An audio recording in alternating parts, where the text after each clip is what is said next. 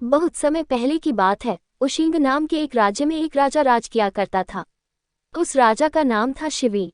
वो एक चक्रवर्ती सम्राट था और अपनी महानता और दयालुता के कारण प्रसिद्ध था।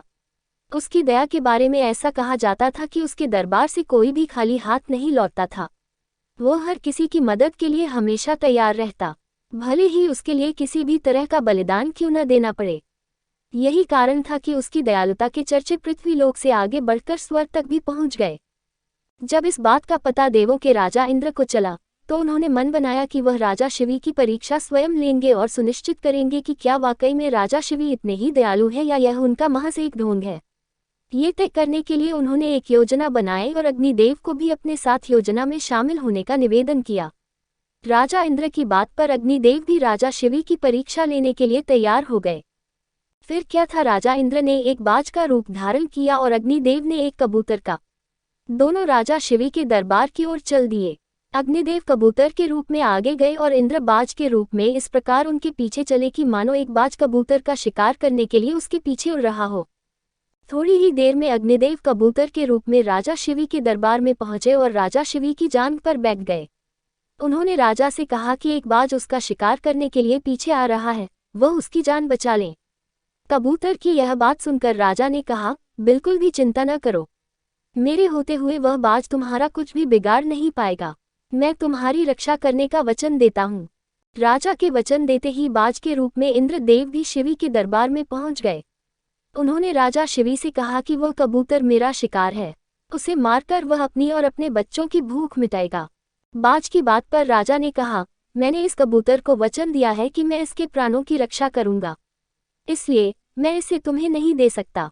राजा की यह बात सुनकर बाज बोला, अगर आप इसे मुझे नहीं देंगे तो मैं और मेरे बच्चे भोजन के अभाव में भूखे रह जाएंगे, इसलिए इसे तो आपको देना ही होगा।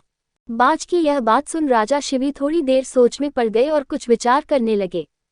कुछ देर विचार करने के बाद राजा शिवी ने बाज से कहा, अगर मैं तुम्हें इस कबूतर के वजन के बराबर मांस दे दूं, तो तुम्हारी और तुम्हारे बच्चों की भूख मिट जाएगी।